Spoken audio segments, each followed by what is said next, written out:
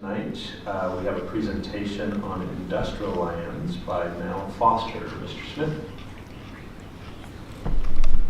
So we're having a little bit of technical difficulty, but we're going to start with Mark. Okay. Will tell us a little bit about background, and then we should be able to get them on. Okay. Yes, so for anybody who has been paying attention, but I guess not many people pay attention to industrial land sales as closely as I do in this town, we've seen gangbuster industrial land sales in the last 4 years. And so I would pull up a map. We'll pull something up once we get the Zoom working here. But back in 2018, the city or our partners were sitting on in the neighborhood of around 250 to 300 what I would consider to be shovel-ready, site-certified industrial land down in our Cook Industrial site along Feetville Road down near Walmart Distribution Center. Then in rapid succession, about 40 acres was sold off to Meyer Distributing. They've since built their warehouse there. And then Amazon purchased a 100-acre parcel that they closed on in early 2020, or early 2021. They're along Kelly Boulevard between Feetville and Penny. And then just in December, 2 months ago, Amazon closed on another 178 acres down there along Feetville between Feetville and Penny. And so what that amounts to is we've gone in the span of 3 to 4 years from having tons of industrial land that is ready to go, we can market and advertise for development, to even though nothing is built on at least those 2 Amazon sites, they're really not available for us to market for opportunities. And so we saw this coming, and so starting back in early last year timeframe, early spring, we worked with our partners from the Oregon Business Development Department to see what types of consultants were out there who could help us really do an inventory and analyze what some of the properties are that are immediately surrounding the city that would be the most cost-effective and ultimately effective, I guess, industrial land,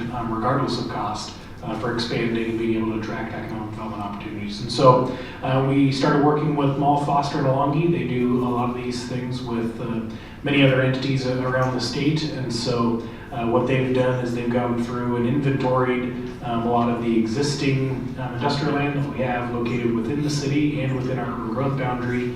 And then they looked at properties within about a mile outside of our urban growth boundary to see what some of those opportunities are for potentially expanding our urban growth boundary to be able to meet our industrial needs. So that's kind of how we got here, and we'll see if Mall Foster's ready to give their report. I think I told them maybe 10 to 15 minutes to give their report, and then we'd have maybe 10 minutes or so to wrap up with some questions from council.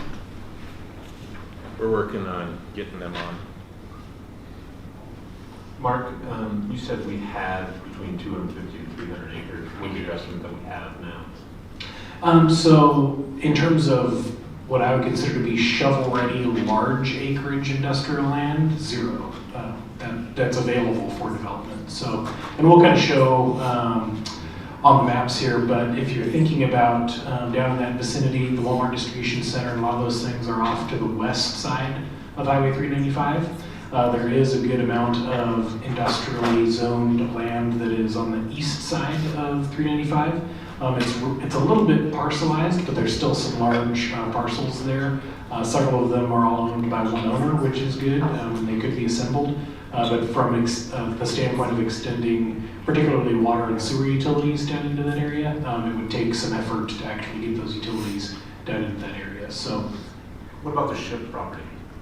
yeah, so the ship property, so there's ultimately 20 property owners inside of the ship area. By far and away the largest one was the property that was owned by the Port of Umatilla, and that's where we extended the Cook Avenue into.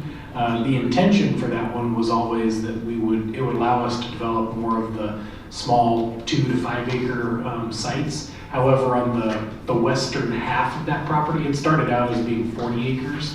The western half is still relatively undisturbed by taking that street in there. So there is still the opportunity for about a 20 acre rectangular a development site in there right now. Okay.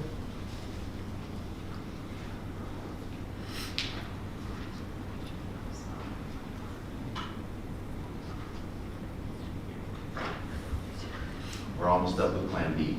Yeah, I was gonna say, the other thing we could do is rotate these two and have stepping stones. Actually, they just, since Stepping Stones is here, we could do that. Like, Dave, Since just you just came, right on. do you guys mind stepping up and going now? We're having some technical difficulties with our first presenter. Not at all, I have hard copies to avoid that sort of thing. Perfect, yeah. Good old fashioned hard copy. Where would you like us to be, Mayor? Microphone up front? Okay. Yep, that would be great. We could get some chairs up front too. Would you rather do or would you rather stand? Sit or stand? It's up to you. It's all good, you can do whatever. I you can just- sit while you present and then. Okay, yeah. Okay, then we'll Let's rotate. do Perfect. that. I'll put Welcome. this terrific Oregon Ducks water bottle down just not to Beautiful. set anybody off. May not be there when you come back.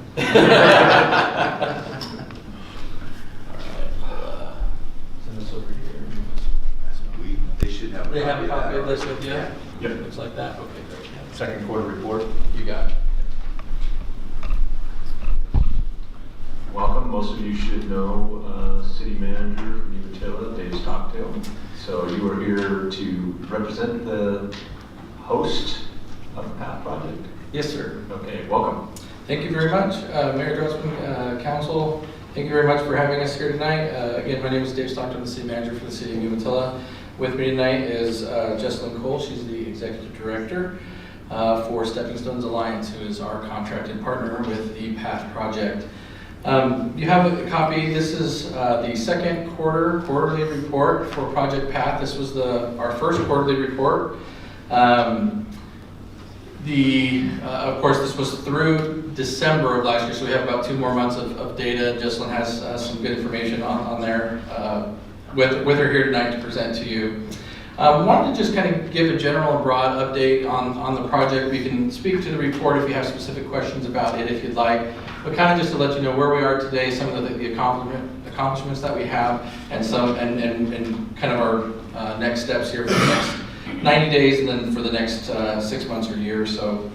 So as you can imagine, we're creating a project and a service quite literally from the ground up.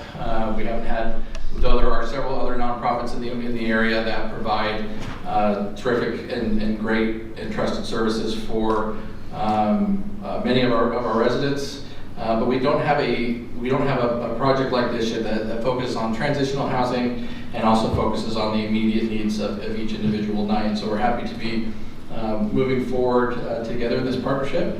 We did have the intergovernmental agreement is approved by each organization from Umatilla County, City of Umatilla, Hermiston, Stanfield, and Echo, as well as a contract with Stepping Stones Alliance.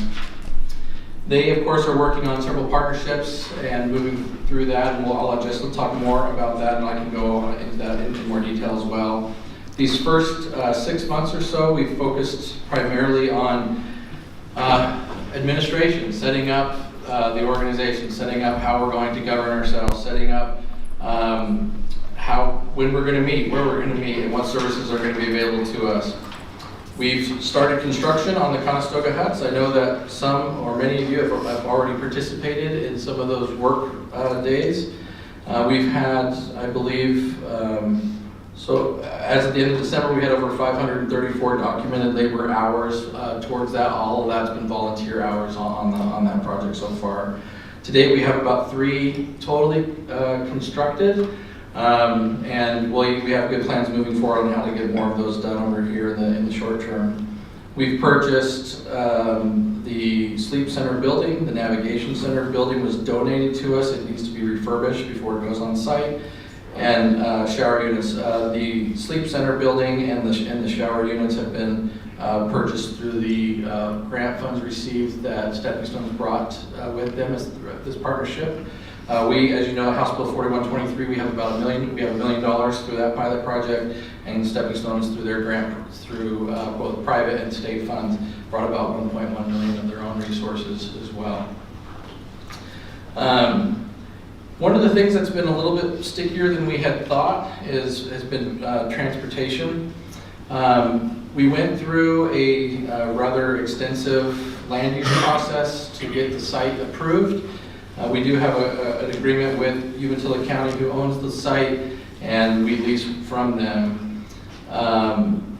We have been in communication with Kayak to work about the possibility of updating their routes, and it's a little bit more complicated than that, and it's going to take some more work. So we're continuing to work with them through that process. So in the meantime, we've been able to offer direct shuttling services. It started with using services from Umatilla Cab, Hermiston Cab Company, and that's worked out well. Since then, Stepping Stone has both a vehicle that's been donated and has a vehicle that's been purchased. But I'm not sure what your operation is on that. You've put in a grant for the van, correct? We're working on a grant. Okay. To purchase. Okay. But currently we're using active and staff. Yeah.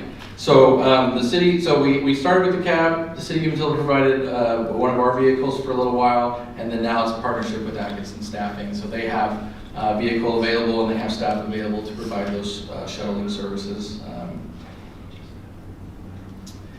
We continue to do outreach. We have on our city's website, we have a PATH project link, and then we have Stepping Stones has their website for their core services as well.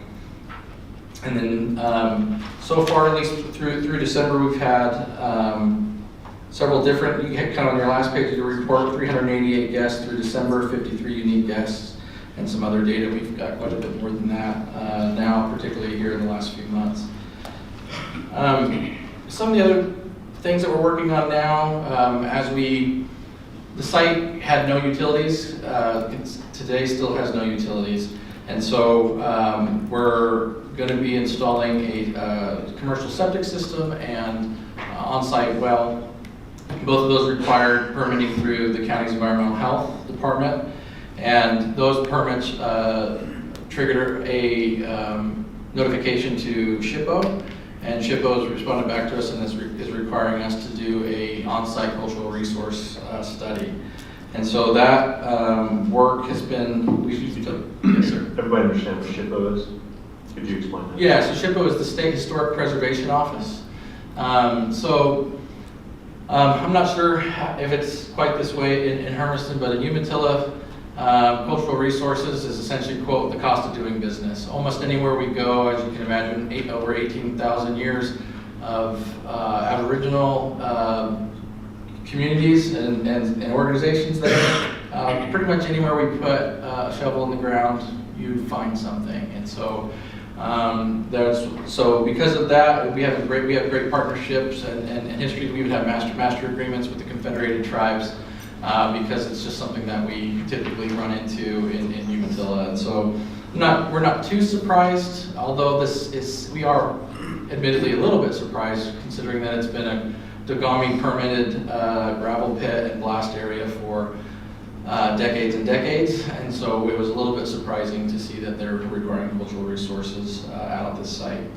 But we understand why. We've met with the Confederated Tribes recently, and we know that there are known cultural resources in the area, and so we're certainly happy to do our due diligence to make sure that we're being respectful of that. So with that, I'll kind of let Jessalyn take over from there, and then we'll answer any questions you may have.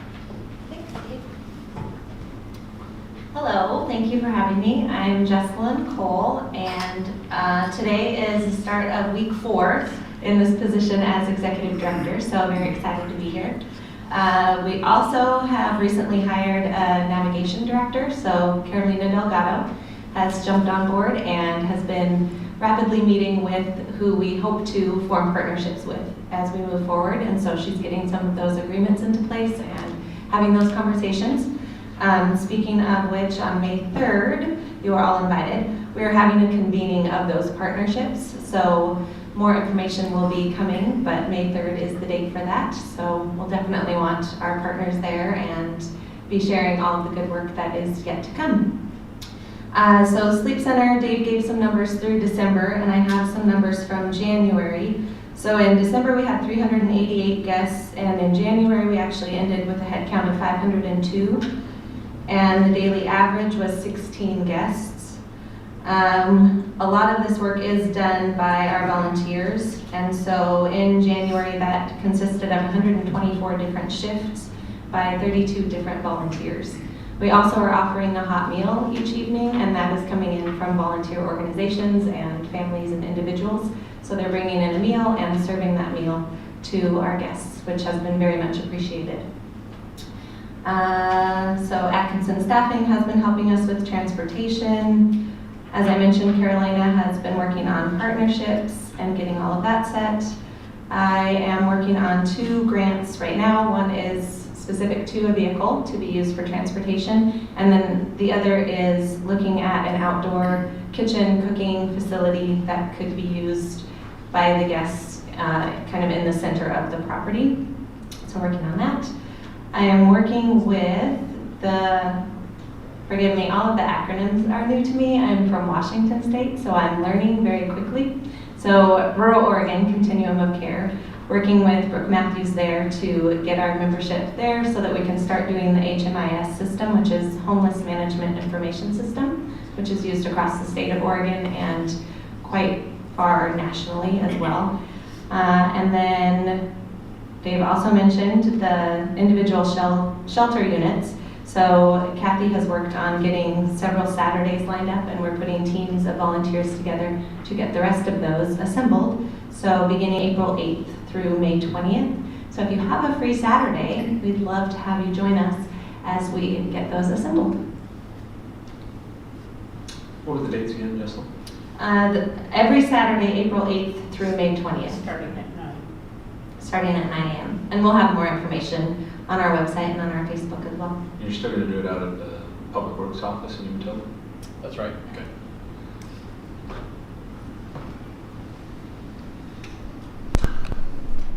All right, finished? Any questions? Yeah. So are there questions, counselors? I have some. So didn't Amazon donate a van or some sort of transportation vehicle? What's the status of that? They did, but it's not passenger friendly. So it's Okay. just for cargo and Gotcha. materials. And it can be retrofitted to the passenger? Not in a cost effective way. Okay, fair enough. Budget. Do you have a budget, and what's that look like? And you know, do we have a kind of some long-term projections? And I guess from a citizen perspective, nominated by or elected by our citizenry to watch out for the resources of our community, what's this look like as far as Hermiston going forward? We're going into our budget process. How do we make plans for that? What's our expectation moving forward? I'll start first and you can fill in any gaps. So the PATH annual budget is about $450,000 a year, and that includes operational contingencies. As you can imagine, a lot of that goes towards personnel costs. We have full-time staff. Stepping Stones has full-time staff, and the city has some support staff for that. My time doesn't get charged towards that, of course, but we do have our community development manager that participates and has to that supports this program, and that time is coded towards that, but only some time. As far as this long-term sustainability goes, some good news on this. So House Bill 4123 provided us the $1 million. It does not require you to expend all that $1 million within the 2-year period of time. So what that means is during this period of time, if we're successful in any type of grants, private funds, foundations, or anything like that, we can use those funds from the state as leverage, or we can continue to essentially keep that in operational contingency. So if we have leaner months or years, we can kind of use it towards that.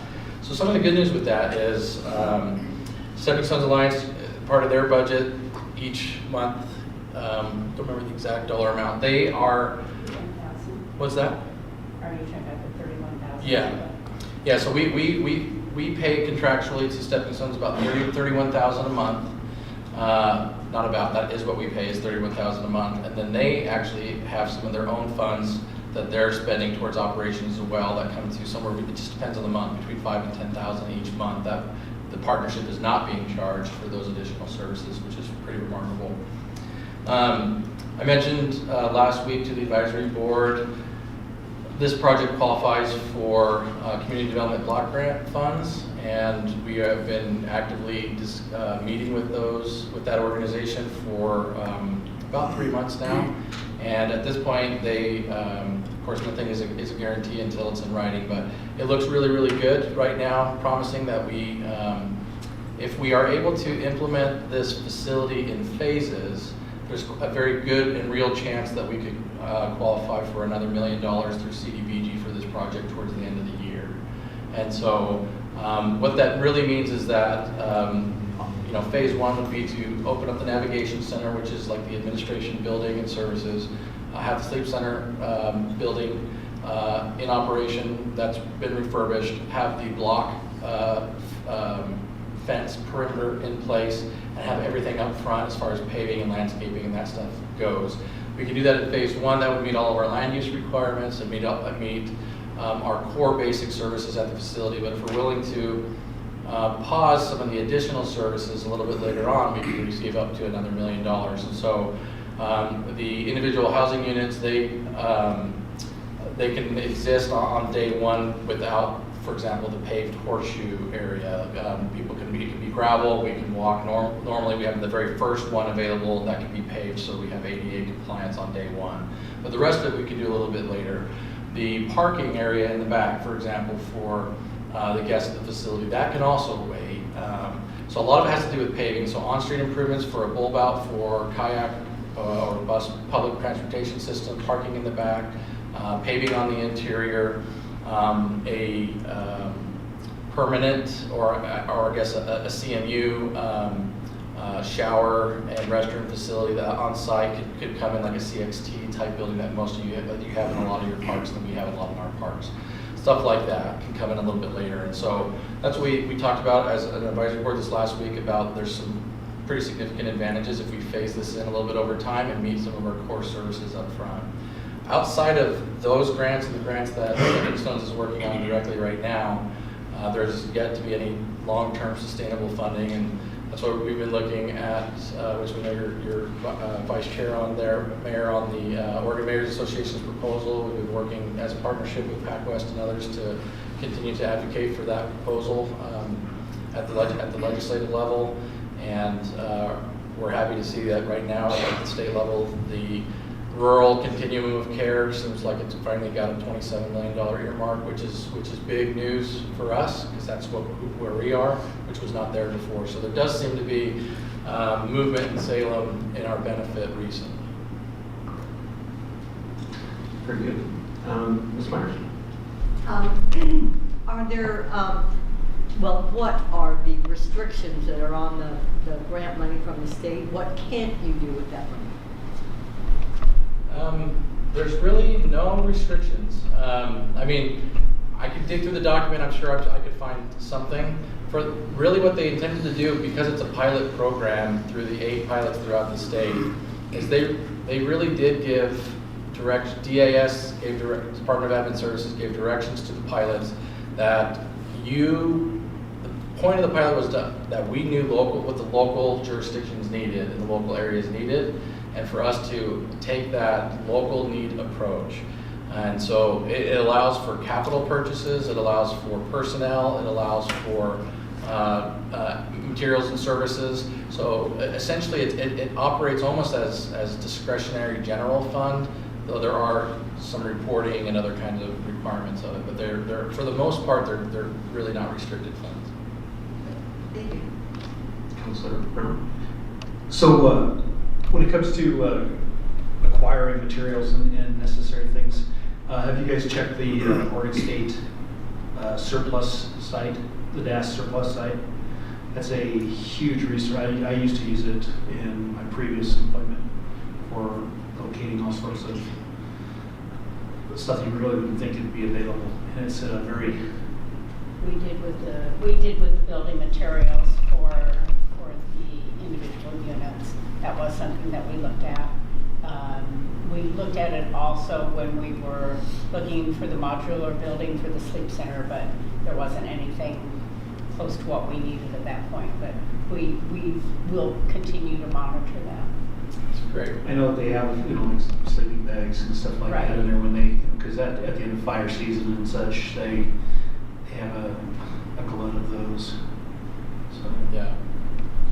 Yeah, that's great. And I'll say already so far, the response from the community has been quite great. We've had a lot of these organizations that are donating blankets already, or for example, we've worked with some other businesses in town they have some really great employee engagement programs where they're able to volunteer in the community 4 hours, 8 hours, 24 hours, and their employer pays them to do that volunteering. And those organizations are reaching out to us directly because they want to help. And so we're seeing quite a bit, particularly since the beginning of the year, a lot of interest in volunteering.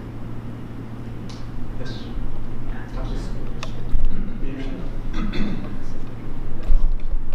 So beyond the gender demographic and in your surplus of extra time, and I really, the fact that we asked you a question and you guys had to just like have all of these facts, I say I'm rather impressed.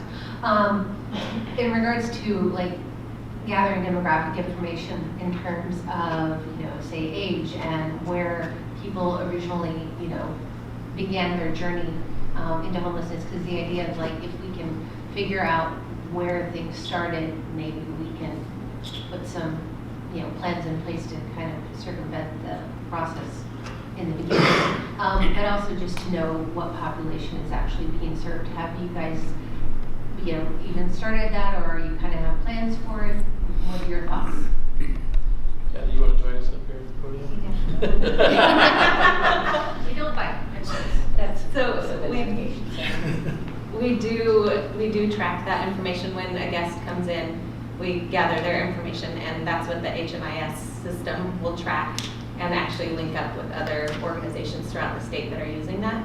So we can see as much information as they give when we ask the questions, where they've come from, what brought them here, age, background, that kind of thing. Yeah, so it's a great question, because so far we've been doing really manual spreadsheets and tracking, and each client that's there, we have a folder for them, and we're tracking as much information as either we need and or they're willing to share.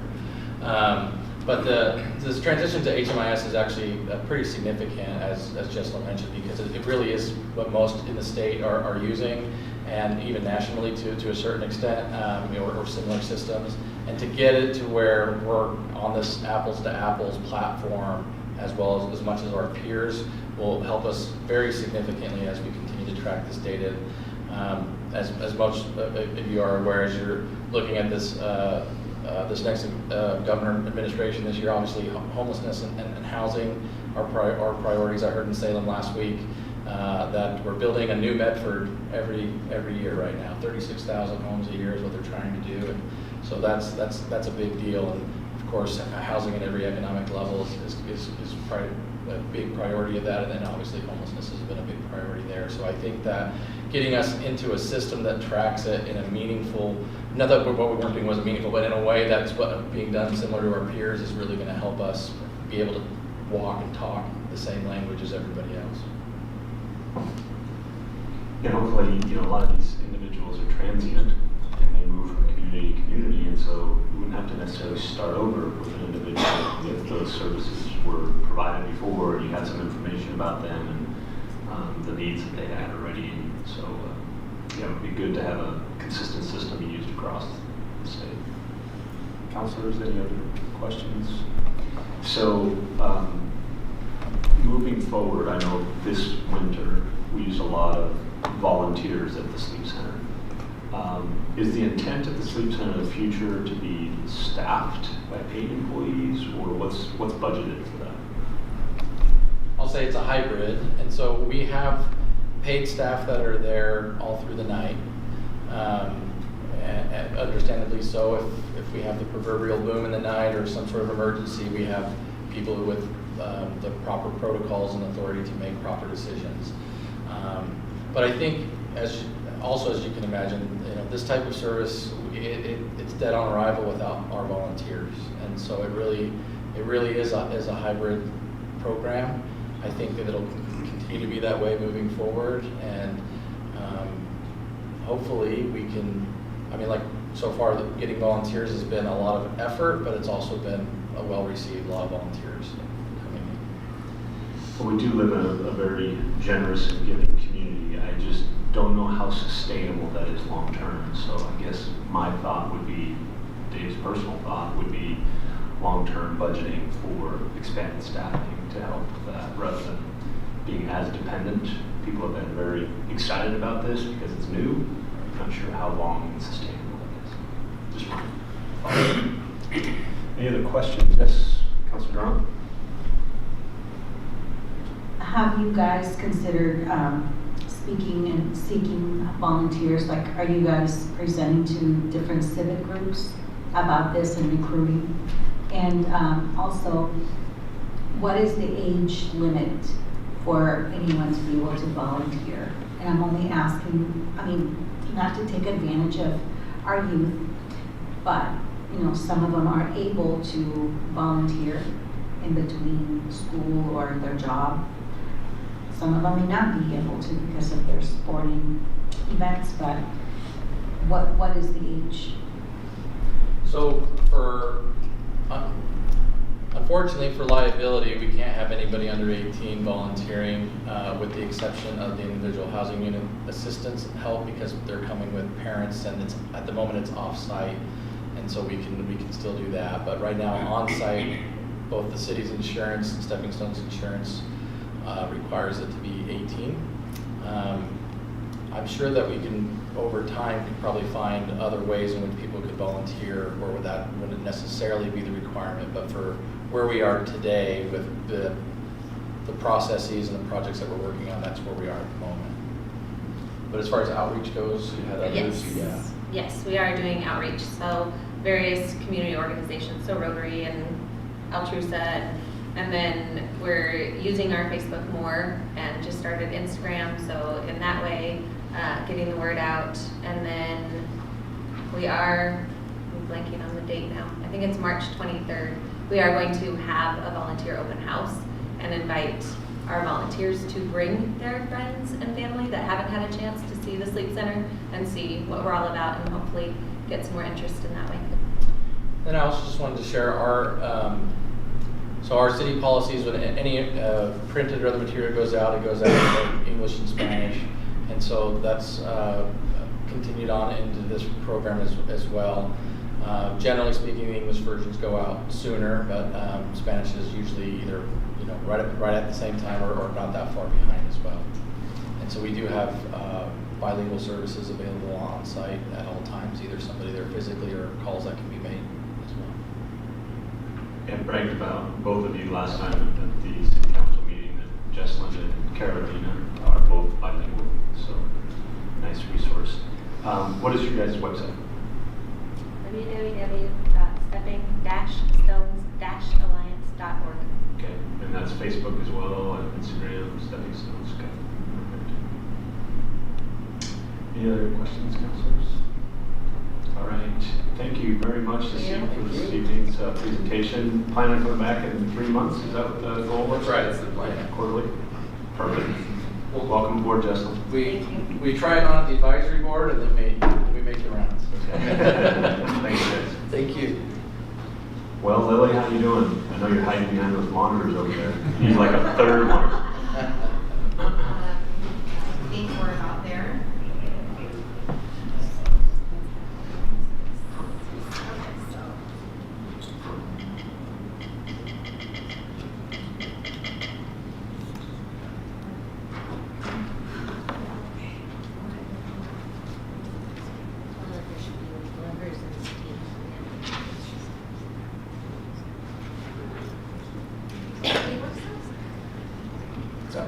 We think we're ready. Okay, who's going to take us from here?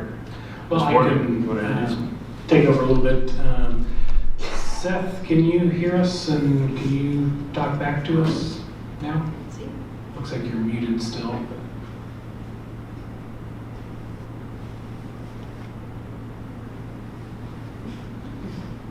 Feels like he's being watched there. Can you hear us, Seth? Seth, can you hear us at all? We were having a problem with the Jabra speaker before. He wasn't able to hear us. Testing, 1, 2, 3. Testing, 1, 2, 3. So, we're good on our end. I don't know there is. You haven't joined You only tested it, you haven't joined the audio.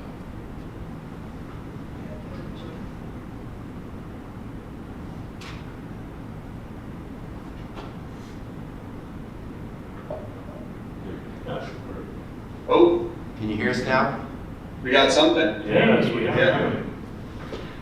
All right, well, we should have brought in some IT consultants rather than land use and industrial planning consultants today. If only we had an IT department. Yeah, right, so, all right, with that, Lily would like to add IT to her background and her job description. So, anyway, so for Seth and Garrett on the line, we already kind of did a little bit of the pre-introduction before we jumped over to talk about our other topic this evening. So, council's kind of been briefed a little bit about what you guys have worked on, so you can go ahead and walk your way through your report now. Great. Well, thanks for having us, and thanks for accommodating a virtual setup such as it is. Seth Otto, I am a principal and urban planner with Mall Foster and Wonji, and we've been working with the city for 8 or 9 months now on this industrial land study with the intent of understanding the availability of employment lands and the need to bring some more into the city to accommodate future growth. We've completed our report and have our recommendations. My colleague Garrett here has been the primary author and investigator, and will walk us through those pretty quickly, and will be available for questions. I think we're going to keep our presentation pretty short so that we can address the questions that you have as they come up. So hopefully we can share a screen. Yeah, I'm gonna share screen now. You can let me know if you can see that.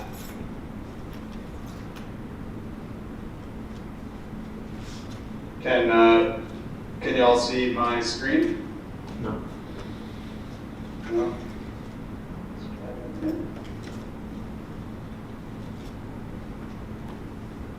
How about now? Not yet. No. Okay. Interesting. Let's try this.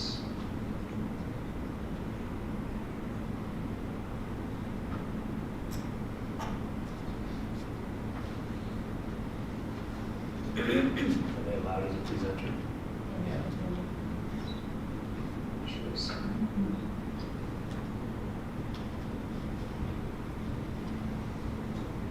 Please give me a heads up if you're able to see my screen at all.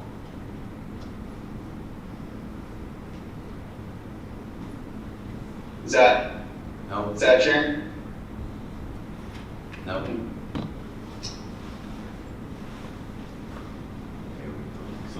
How's that? Now There we go. Now we got it.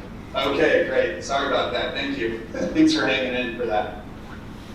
So thanks for having us, council. So you were briefed on what we've been doing for the city, so we'll get right into it. So we looked at our study area, which had 3 sub-areas, the city of Hermiston, its UGB, and within a mile of its UGB. So we were looking for prevalence or lack of industrial lands within these sub-areas. And how we did that is we took the utilization ratio calculation from Oregon Statute 660, Division 38, which is the calculation used by the state to determine whether land is developed, vacant, or partially vacant. And we ran through a filtered approach that determined the utilization of these, whether there was planned development, And if the properties were more or less than 5 acres, we realized that properties that are 5 acres are valuable in an industrial inventory, but for the sake of the study, we're looking at large industrial properties. So that was filtered into, we took a closer look and determined what was good land. And how we did that was we verified using aerial imagery and the most recent data to determine whether these were actually developed or vacant. We determined what was valuable and what wasn't. And we classified some of the vacant developed properties as usable, depending if they were being used by utilities or UP or rail. So from there, we moved on to our utilization calculations, and you can see within each sub area, we determined the developed, the partially vacant or redevelopable properties, or the vacant properties. So this was just based on the most recent assessor data. So this was the top part of our filter. Then we took into account the planned developments, which we got from the folks at the city. Mark and Clint gave us the planned developments. These are permitted for development, but have not had shovels in the ground yet. So these are major properties within the city and outside of the city that they haven't had any vertical building yet, but they're due for it soon. So take into account the planned developments and the filters that I've talked about. We've categorized the properties. If they're good land, those are the properties and parcels we're interested in. Good land, but various ownership. So when we're determining which land is developable, we combine properties by ownership. So if there's various ownership, that makes it harder for properties to be assembled for development. And we took out properties that were less than 5 acres from consideration. Our planned development from Amazon, our utilities, and our railways, and the properties that were already developed. And that gets us to this total acreage of properties, roughly just over 1,200 acres. Only 234 of which were in the city.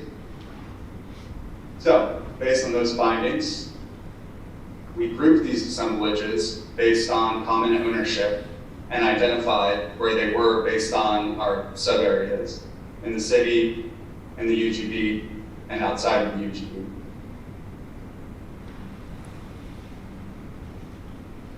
With each of those assemblages, we developed property profiles. We looked at their access to utilities, site access, just general boundaries to development, and we came up with property profiles for each of these sites.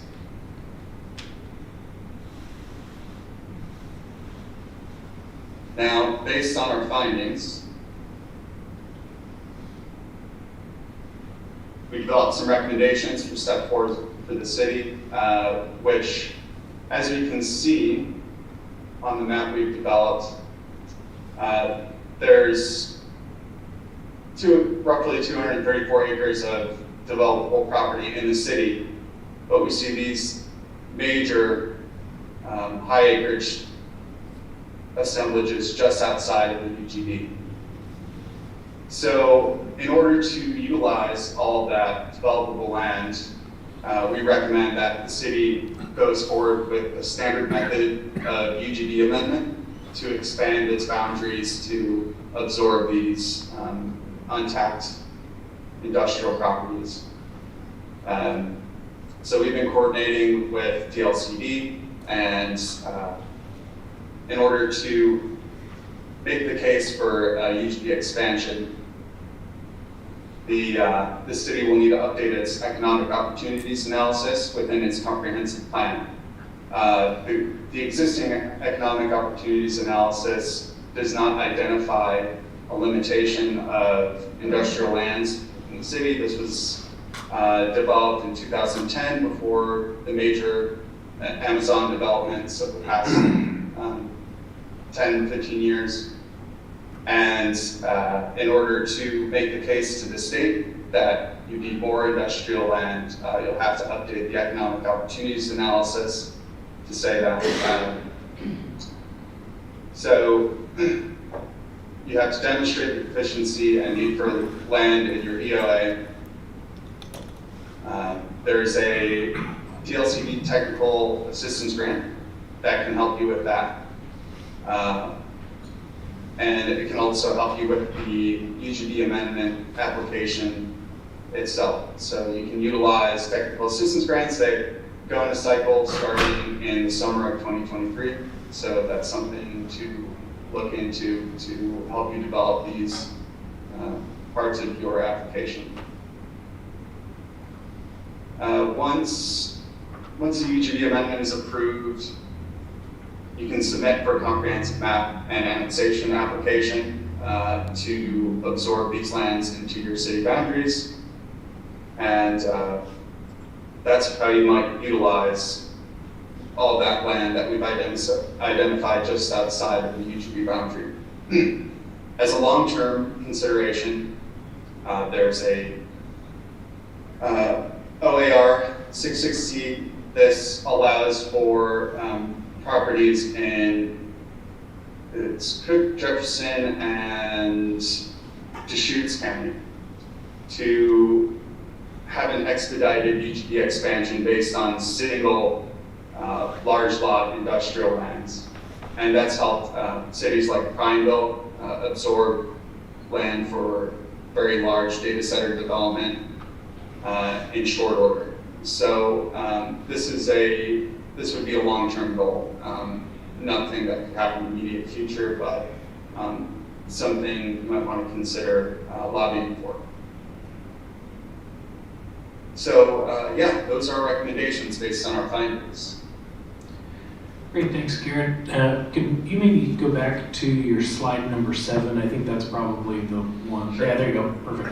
So I think that's the one that makes it easiest for folks to kind of visualize some of the things that we're looking at there. So I think for later on this evening on the actual council agenda, we just have on council to accept the report from Mal Foster. Again, most of those are recommendations. City Planner Spencer and I have been working closely with Mal Foster on kind of what the next steps are with this. And I think without giving too much of a preview, I think there's some immediate opportunities on the horizon that will be coming back to you to basically implement what some of these recommendations are. But adopting this this report basically allows us to go back to private entities when they come in and say, well, hey, we really want to, develop, say, tract, I think it's 14 or 24 down there just south of Feedville Road. We can hand them back this report and say, okay, here's, the start of what you would need to do in order to accomplish that urban growth boundary expansion. So with that, we can stand for any questions. So Mark, if we went through the process with DOCD and applied to the state for urban growth boundary expansion, what are we looking at timeline-wise? Yeah, so that's again maybe something that Clint could answer more appropriately, but yeah, it's going to be 18 months to 2 years. And can we annex in property that currently has been sold and developed, or is going to be developed, that isn't currently in our UGB? After going through the UGB amendment process, yes. And could we annex that? So would we look to expand the city boundary or just the UGB or both? I think we would be looking at both. I think for some of the larger tracts that are likely to have industrial development on them very soon, I think we would probably look at doing the urban growth boundary expansion and annexation at the same time. But in order to get to some of those properties, you know, we may have to annex some smaller 1 or 2 acre lots, I mean, expand the UGB to encompass those smaller lots to create logical boundaries. And I think those lots, you know, from a tax standpoint, and maybe don't even want to be in the city right now, but at some point they may want water and sewer, they can stay in the UGB until they choose to annex. But it's not forced. Right. We can't annex in anybody that's not within the UGB, correct? That's correct. The UGB has to be expanded to bring in anybody who is being annexed. Any feeling on the state's willingness to do this? I think if we are willing to go through the economic opportunities work and really develop a solid case based on the conversations we've already had with the state, I think they would be supportive, but they're going to want to make sure that every hoop is jumped through. Yeah, I know it's been quite a process for many communities across the state to do this. How about other questions, councilors? What are we looking for action-wise, Mark? Yes, so later this evening, it's just simply a motion to accept the report. And so, yeah, there isn't any like official next steps. There's recommendations included in there. But again, a lot of that will depend, like I mentioned, we're having conversations with some folks that may trigger us to move more quickly on some of those recommendations. And so having this report formally adopted by the council allows us, you know, to reference that, and I think push them to follow what the recommendations are in this report. Well, obviously, I think having them within the city boundaries is beneficial to the community and the region as a whole as well. If we can annex those in, that just provides for more taxing base. So it helps to offset everybody's costs that way. Other questions, councilors? Yes, Ms. Mike. But we can't annex them in. You can only incorporate them into the urban growth boundaries. That's what you're saying, right? Again, maybe city planner Spencer could answer that better, but what we can't annex anybody that's not inside of our urban growth boundary. But the point is expand our urban growth boundary, and then if there's a request from a property owner to annex, If they then we want. can. Exactly. Okay, all right. Yeah. Making that clear. Yes, thank you. And again, one of the big reasons why somebody would want to do that, I mean, I'm sure everybody's, big fans of parks and the library and police and that type of stuff, but, it comes with added property tax obligation.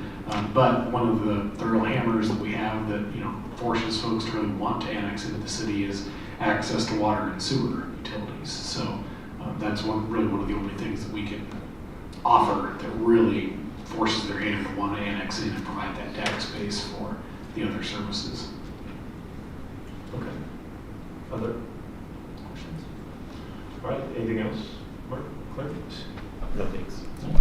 Okay, then we are going to adjourn the work session, and we will start our city council meeting promptly at 7.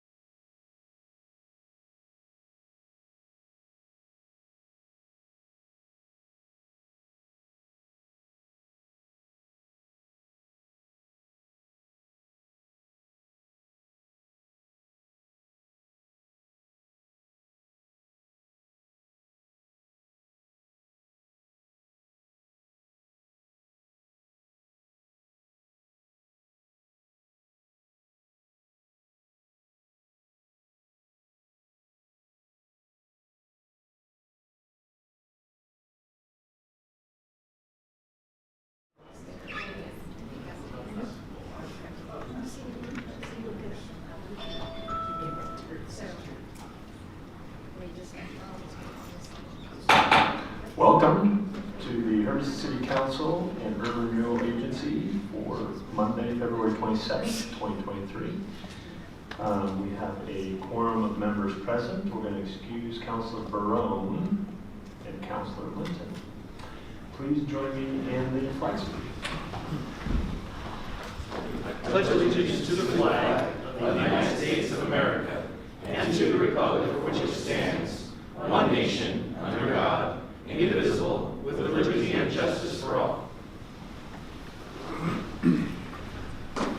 Again, welcome this evening. If you're just now joining us, we had a work session earlier where the council talked about industrial lands within our city and urban growth boundary. And we also have a presentation from the PATH project. Mr. Smith, do we have any changes this evening to the agenda? No. Okay, thank you. So first up on our agenda this evening is a presentation by the youth advisors, and I'd like to welcome up Aaron Davis from Hermiston High School Social Studies Department. Welcome, Mr. Davis. Thanks for having me. My name is Aaron Davis. I'm a teacher at Hermiston High School, and I was here about a year ago introducing the Youth Advisory Council to review. Mr. Smith and I have been working on this for a couple of years now, and last spring and then throughout the school year, we've had a group of students that have volunteered.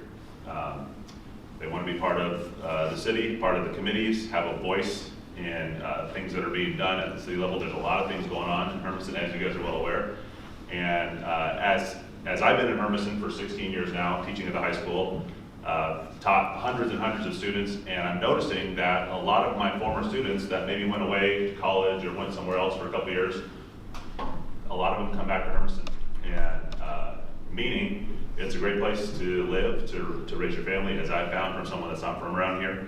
And so it's great that we've been working on this. We're still in its infant stages, hoping to grow this thing in the future. But I'm proud of these kids. They're very busy. These are all academic all-stars. They take advanced classes. They work.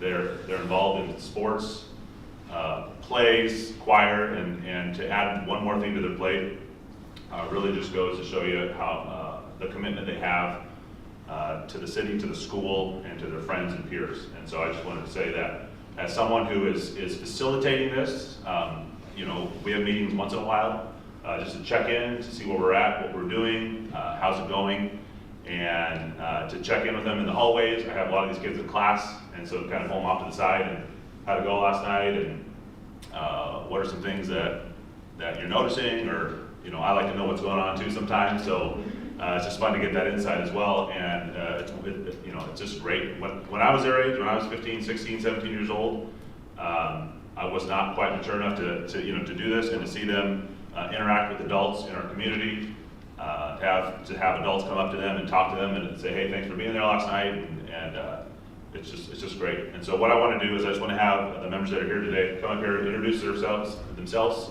first and last name, and what committees you're on, just so we can see it. Absolutely. So come on up, please. All of you can come up.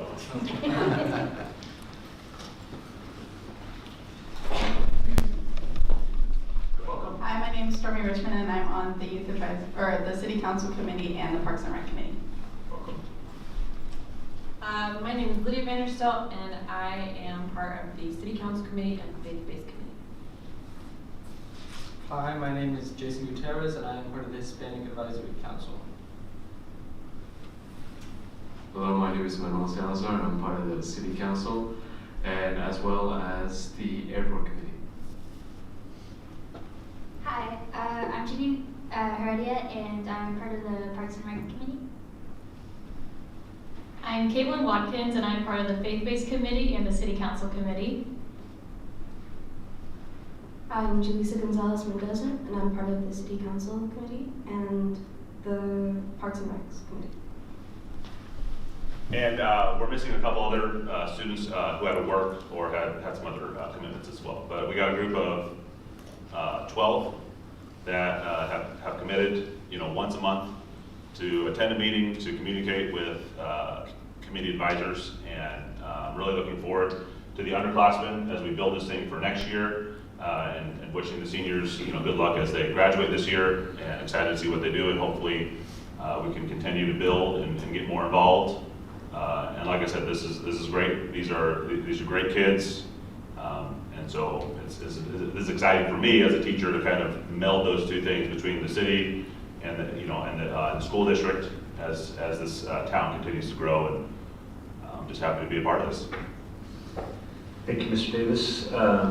We've appreciated your leadership and partnership as well, working with City Manager Smith to engage young students in civic education and participation.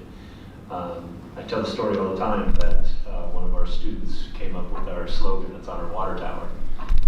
And so it wasn't without them being involved that we would have this slogan. And so the youth are important in the decision making that we're moving forward with, and so we look forward to having them participate in that conversation.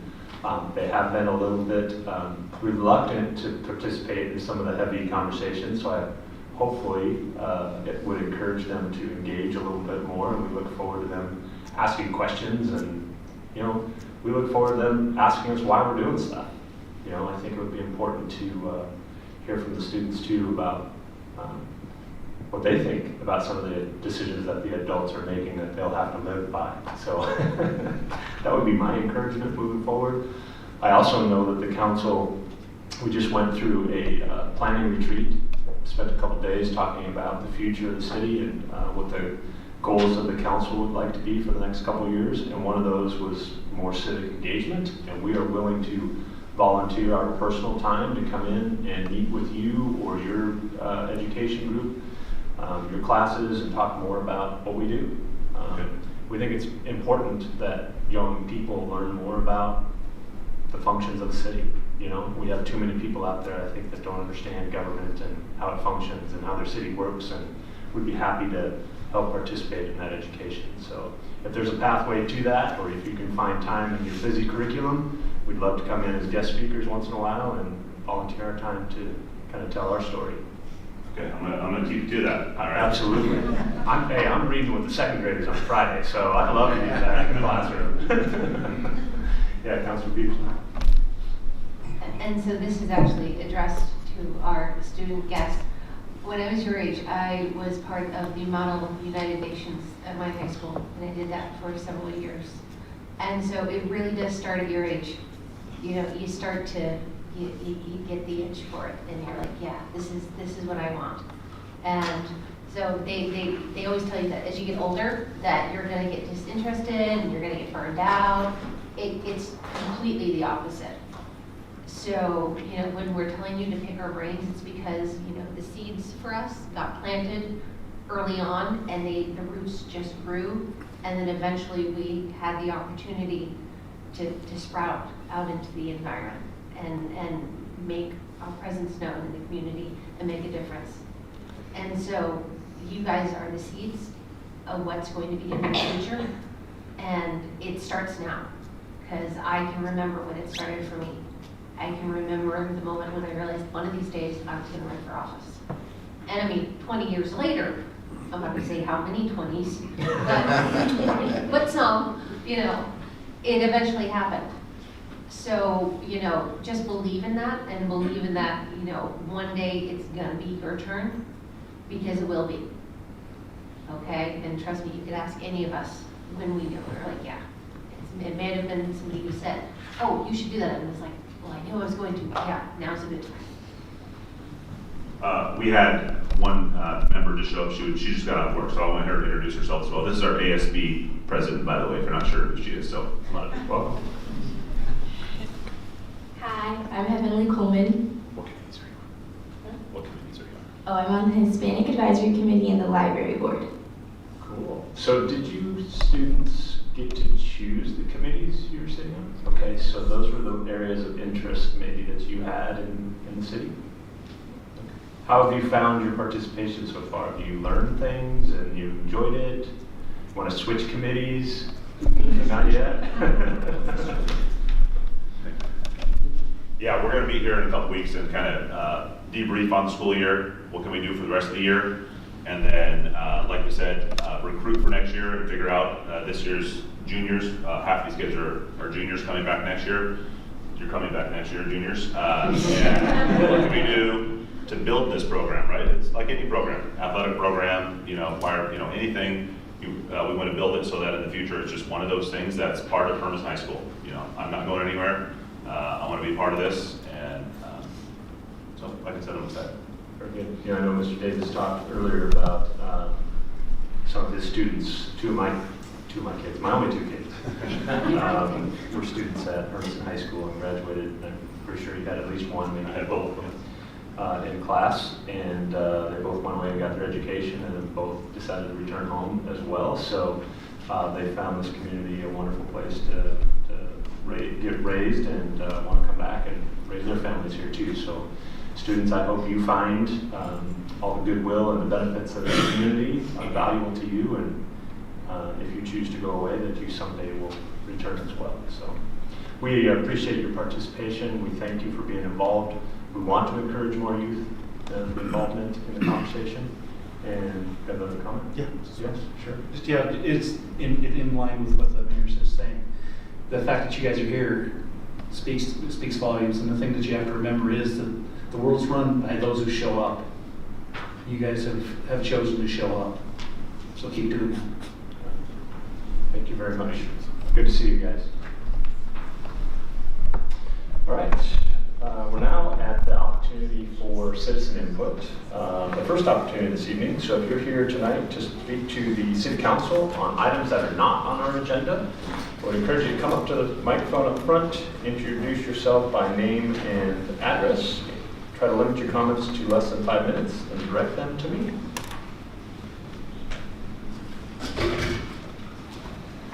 All right, no takers.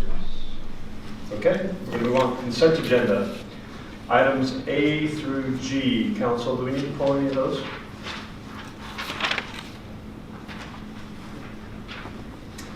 Any public comment on consent agenda items A through G? Can I get a motion to approve consent agenda items A through G? So moved. Second.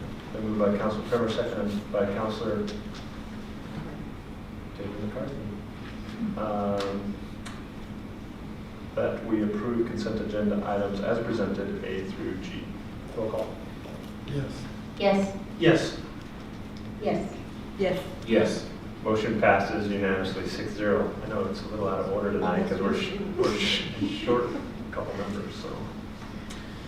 Okay, no items removed. So we're moving on to number 10, ordinances and resolutions. Resolution 2258, resolution awarding a contract for the North First Place improvements. Mr. Smith. Yes, Mr. Morgan.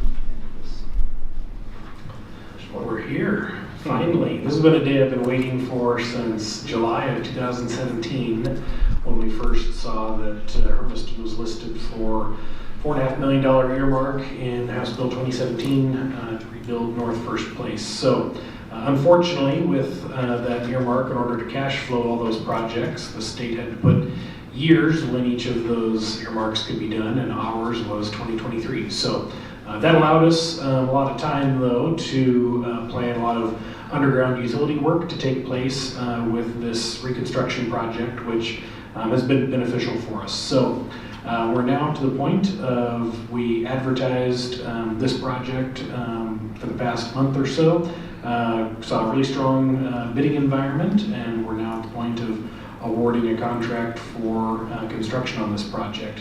I don't have a map pulled up right now, but to refresh everybody's memory, this project will fully rebuild North First Place, which is between Hermiston Avenue and Elm, basically running there along the west side of the railroad tracks.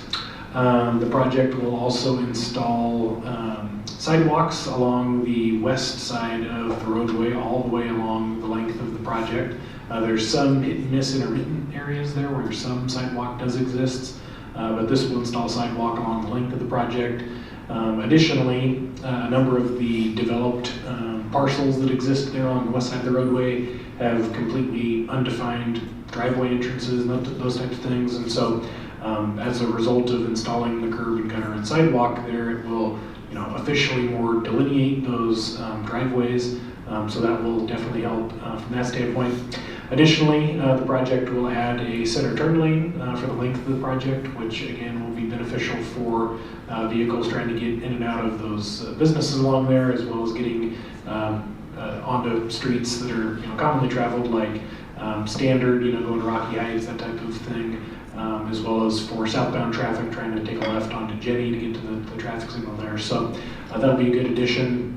And then on the east side of the project, there between the existing roadway and the railroad tracks, rather than putting in sidewalk, it will be a separated pedestrian path. And so we worked extensively with the Parks Department to identify what types of plantings and how best to go about installing that pedestrian path. So it will follow a Larry Feder-esque meander. He was always big on making sure that those asphalt separated pedestrian paths meander. So it will include crushed rock, so low water use landscaping.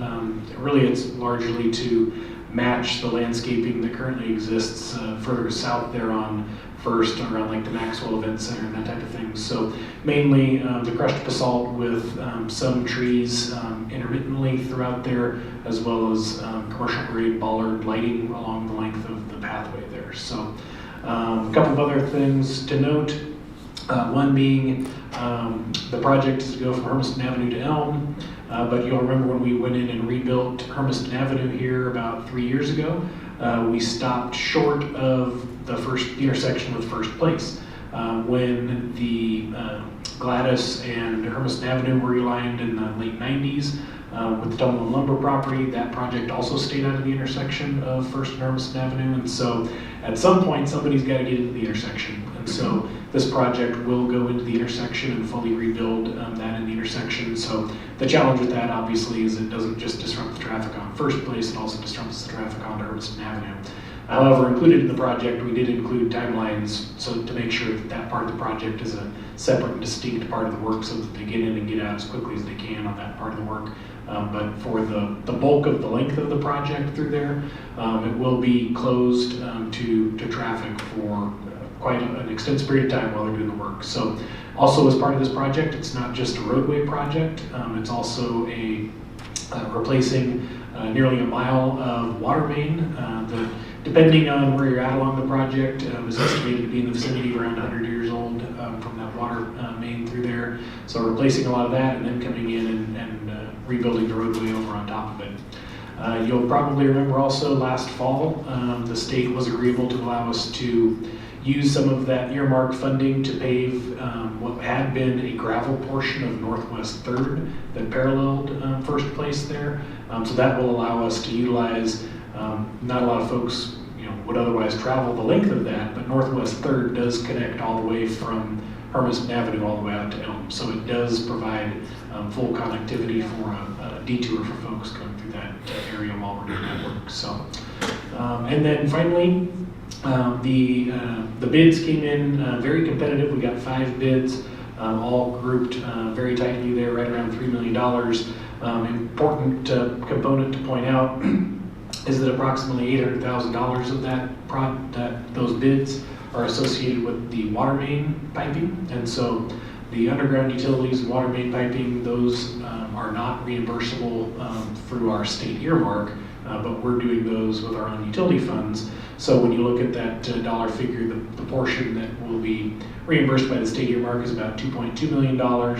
Once you add in all of the design engineering that's already occurred and then all of the construction services that will take place as we wrap up, we're looking at the roadway piece coming out to around $3 million for the total roadway project, which leaves us about $1.5 million, give or take, depending on if we see any change orders, that type of thing, left in our earmark. The last thing that anybody wants to do is leave any earmark dollars on the table. So, but at the same time, we definitely didn't want to get into a position where, we experienced some scope creep, and also with inflation going, we wanted to be very cautious to make sure that we came in underneath that. So we have a number of components that we have identified for requesting ODOT to continue to fund and expand the scope of the project. We want to make sure that we get the core components of the project done first, on time and on budget. We do have, with the earmark in our IGA with ODOT, they give us 10 years to expend those dollars. And so we have through 2027 to fully expend those dollars. So right now it's looking like we'll still have about $1.5 million left in that earmark. I don't want to rush out and spend it all right now, but I think we have a good idea on where we can spend those dollars. One of those being, and we talked extensively with ODOT about this back in the fall of 2021, where it was looking like we may have some significant cost savings, basically partnering with them for doing some significant upgrades to the intersection of First and Elm. That one is, that signal is subpar as it is. The challenge that we run into, though, is due to the proximity of the railroad tracks there. If we were to do any types of realignment, there'd be pretty significant right-of-way acquisition and that type of thing. So based on funding availability, we ended up just shelving that discussion, I guess you'd say, until we went in, did the full design, went out, got bids. Now we have good solid numbers. We feel like we'll have a good amount of funds that are earmarked for the city. So now we're going to go back and reopen those conversations with ODOT about, okay, we still feel like we'll have about $1.5 million to come back and look at doing some significant upgrades to help the flow of traffic through that intersection. So with that, I'd stand for any questions. Thank you, Mr. Morgan. So what are we looking at timeline-wise? I know on here it said you're going to put a schedule together, but kind of give me an estimate for the community. Yeah, it'll be late fall probably when it's fully ready. And it's going to start? So again, that still depends on the contractor partially, but it'll probably start next month. We'll start to see this batch plant mobilizing there. Yeah, the batch plant is set to open on March 17th. So, but they won't really be needing any asphalt for quite a while. Again, they'll be getting in there, ripping everything up, ripping out all the existing water main. A lot of the underground utility work is going to be taking place. That's first and foremost. They probably won't be paving until August or September. And the intersection, how long is that going to be? So what we have in the contract is 5 days. Oh, yeah. Okay. Yeah, we're not doing any of the underground utilities in the intersection. We're just going in and grinding out and rebuilding the asphalt in the intersection. Councilor Brown. So businesses there have been impacted. Have they been notified again that this work is going to begin, and what are you guys going to have it a section like open so that people can still get to maybe some businesses as best as possible? Yeah, so for most of the project that's along North First itself, they have access from the rear in most of those instances. So, but for the project there along Hermiston Avenue, they've also been notified. There are other alternatives for folks to get into that vicinity. If they take Main Street here to Locust, they can come in on the backside of Hermiston Avenue there. So nobody ever likes having the disruption, but that's about as good as we can do for now. And sorry, Eric, go ahead. You have a question. So the question I had to do with the businesses that are along there. There were some of them that were going to have significant disruptions to the front of their property as far as parking and easements and access. Have those conversations gone okay, and we've formalized all of that? Yeah. Along there. Okay. Yeah. So, and you may be referring mostly kind of on like the north end of the project there, where there's a lot of kind of small light industrial type of operations, and so that's where in about mid-September we had a staff person physically hand deliver notices to each one of the businesses along there to talk about delineating their driveways and how they'd like that to take place. Some of them have things like roll-up doors for their shops that goes straight out and that type of thing. So we made quite a few accommodations as far as widening the driveways wider than what they may have otherwise been, allowing for a couple of driveways for property, those types of things. So we made a lot of accommodations, but it still definitely cleans it up quite a bit. Any more questions, Mr. So in this age of recycling, has it been built into the bid or any of the contractual stuff that they recycle the old asphalt as a either cost savings measure or material savings measure? Yeah, so I'm not sure where they're going to be taking the asphalt, but for the clean fill, a lot of the stuff that's taken out from underneath the asphalt, we actually will be having them stockpile that next to another big pile of dirt that the city put up over behind the movie theater to bury the Hermiston drain there behind the theater sports park. So we have all of the pipe delivered on hand and ready to go. We have about a third of the material to fill in and bring that drain area flush with the rest of the ground. This will add in about another 25% of that material. So we'll be utilizing all of the clean fill material that we're taking out of there. Other questions, councilors? Okay. Thank you, Mr. Morgan. Any public comment about Resolution 2258? Okay. Can I get a motion to approve Resolution 2258? So moved. Second. Moved by Councilor Duran, second by Councilor Herman, that we adopt Resolution 2258 as presented. Roll call. Yes. Yes. Yes. Yes. Yes. Yes. Motion passes unanimously, 6-0. Resolution 2259, updating the master fee schedule to adjust solid waste rates. Mr. Smith. Yes, I'll turn to Mr. Morgan again. Mr. Morgan.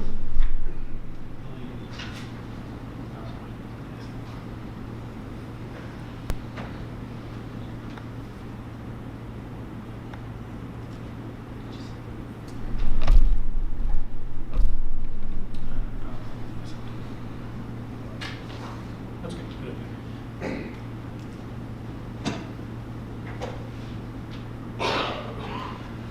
All right, no PowerPoint tonight, so that's okay. You'll all be saved from my PowerPoints.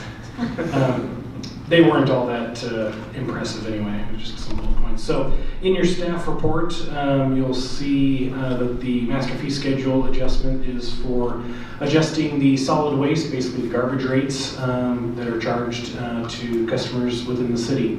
For background, for anybody in the audience or anybody who's new to the council, important to keep in mind that garbage service within the city is provided by Sanitary Disposal, which is a private company. It's not operated by any city employees. And so the city does conduct all of the utility billing for sanitary disposal within the city. So when you get your water and sewer bill, it also includes your garbage bill. And so the city does that service for them, but it's a private company that does all of the garbage collection for us. And so that private company, Sanitary Disposal, they don't just provide service inside of the city of Hermiston, they also provide service to other surrounding communities like Stanfield, Umatilla, Echo, Irrigan, Boardman, and all of kind of the areas in between there. So it's much more efficient in a lot of cases to have a regional solid waste collector like that. But we do and have for many years maintained the utility billing side of things.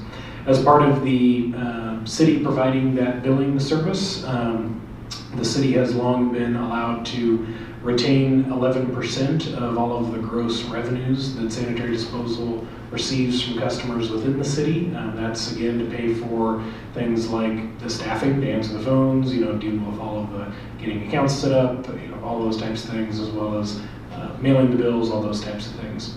Additionally, on top of that, the city, and this is very common across the state, the city also retains what we call a franchise fee for about 2.5% of the gross revenues, and that's also goes into the city's general fund. So what is before you this evening is Sanitary Disposal came to us and requested a rate adjustment. The last rate adjustment that they requested was in February of 2020, so we're about 3 years out since their last rate adjustment. Prior to that, their last rate increase request was in July of 2016. For the most part, every time that Sanitary Disposal comes for these rate adjustments, they do really tend to fall right in line with what inflation has been since their last rate adjustment, and so that's really where they're at with this rate adjustment request, as well as being right in line with inflation and actually tracking a little bit below that number so far. So for depending on the line of business that the customer may be receiving, whether that's a 90-gallon residential cart or a commercial dumpster or something like that. The percentage varies very slightly across the board, but it varies anywhere between 12.4% and 13.4% for those increases. So for the typical household that has once per week 90-gallon cart emptied, it adds up to a monthly increase of about $2.33 per month. For somebody who's like a single person, doesn't produce a lot of trash, they may just have a 35-gallon cart service, and that would be going up by $1.50 per month. And so those numbers also include, in working with sanitary disposal through this rate adjustment request and following council's direction to review all of our general fund revenue sources, that also includes increasing the amount that the city retains for billing services and the franchise fee to take that total from 13.5% to 15%, which will result in an increase of revenue to the city of around $50,000 per year for the general fund. And that actually gets absorbed into that increase request that sanitary disposal is requesting. So we do have Councilor McCarthy and Councilor Peterson who are on our Solid Waste Advisory Committee. Councilor Peterson was very excited because we hadn't met in like 2 years or 3 years since she had been on the council. So we typically only meet in that group when there is a solid waste rate adjustment request. And so they may be able to fill in any other additional questions or points that they made. They met with myself as well as Kevin Miracle with Sanitary Disposal, who's here this evening, and so asked a lot of questions, those types of things, and ultimately the committee recommended that the council approve this rate adjustment request. Thank you, Mr. Morgan. The last sanitary disposal rate increase you said was 2020. Do you know what that rate increase was? I don't, but I do remember it was right in line with what inflation had been since the 4 years previously that they had asked for. So you're talking 3%, 3%, 3%, so like a 12% increase as well. Okay, and this one, it states that it's somewhere between 12.5% or 13.5% based on what kind of can you have. Is that an annual increase, or how often do we expect them to come back for a rate increase? Yeah, so it's the classic question for utilities and rates. So historically, sanitary disposal has only come around and asked for rate adjustments every 3 or 4 years. I think they've indicated that they may prefer to come back more like once every year, like the water and sewer utilities have chosen to do, so that it breaks those increases down into smaller chunks, which is probably advisable, especially with the pace of inflation that we've been seeing lately. So it's not as large of a jump. When inflation was running at 1.5% to 2.5% per year, waiting 4 years, you may only see an 8% increase or something like that. But that's something that they've indicated that they like to get to. However, I also don't envy our friends at Sanitary Disposal who have to go make the same rate request to every single one of their jurisdictions. So we'll see if they want to do that every single year moving forward. Councilor Peterson. I would like to state that I liked going to the meeting because they were fascinating, not because I relish rate increases. But looking at the percentages and looking at the exact amount, and also understanding that when the new company took over, they did a pretty substantial upgrade to a lot of the services that we were getting. Truck replacement, making sure that we had the drivers on the roads when we needed them. We were getting really good service before, and now we're getting great service with extra security on top of things. And so I'm never really a big fan of having rate increases on anything, but $2.33 now versus waiting a while and then having it be an even bigger bite is, we don't want to have to be those people that have to, do that thing. So, but, I still think it would be cool to see one of the new trucks.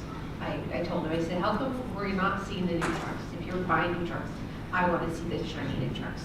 But they've also increased like how many bins are available, so this will speed up trash service throughout the city. Because when we have new construction going in, we need to have ways of hauling out the stuff. So it's a benefit to the city, and unfortunately it comes with an added cost. Luckily, in this case, it's less than $250 a person. Okay, thank you. Any other comments? Yeah, two things that I would like to note. Just in the agenda packet, there are the minutes of that committee meeting for we discussed, as well as a somewhat significant breakdown of the financials that we looked at, so you can see that in more detailed information. And then I think this was brought up as a question during our last council meeting, but it's also in the staff report, but I can't remember if you touched on it, Mr. Morgan, is that in particular, none of this rate adjustment touches anything for the recycling program coming into effect for the next few years, just for right now. Will this committee be part of that conversation when that comes between it? I think it's. I certainly hope so, if that's what you'd like to see happen, because there's going to be a lot of work on that for sure. But again, kind of to follow up on Councilor McCarthy's point, and I didn't mention it this evening, but yes, this rate adjustment should only be viewed specifically for the garbage service that we have. Really need to kind of separate the garbage and the recycling piece at this point in our minds, because they need an adjustment on the garbage side of things, and we really are still too early in the process to know what the expenses are going to be on the recycling side of things. So it would really be premature to have any conversation on how this would impact what the recycling is going to be. So the recycling request or rate setting is going to have to stand on its own and kind of be its own rate request. So does the yard waste permits, they still available through the city, and that's as long as you're a garbage purchaser through the city, you can get a yard waste permit, come down to the city, and you can dump your yard waste for free? Yes. Yes, Councilman. But what year for the recycling? It doesn't even take effect for, did you say 27? No, so July 1st of 2025 is when theoretically we will be starting. Yeah, a little closer, but yeah. So we do have the State Department of Environmental Quality has their statewide needs assessment survey out right now. It's due middle of April. We basically have ours filled out, but we're letting it marinate a little bit since they're continuing to kind of make the rules as they go. So we didn't want to turn in any of the requests too early. So we have those, and what I mean by that needs assessment, that's saying things like, in order to stand up a recycling service, we need like to double the amount of trucks that we have on the road. Basically, we have to double the amount of carts that we need, all those types of things. And so that's why I say we still don't have it's hard to know what the costs are going to be when we don't know on the back end what the potential offsetting grant funding might be through these new systems that DEQ has set up for recycling. So you can see why I want to keep those issues kind of split, because they can kind of confuse the issue. Thank you. Ms. Carter? I appreciate that we're holding off until April to see the rate increase, because we are already going to see some rate increases in other areas in March. So thank you for that. And I thought that with the permit, it was only for yard clippings, leaves, things like that. Yeah. Not regular garbage. Yeah, yard waste. Correct. Sorry, the sanitary disposal representative? Kevin Miracle is here. Kevin Miracle. Kevin, can you answer a question for me?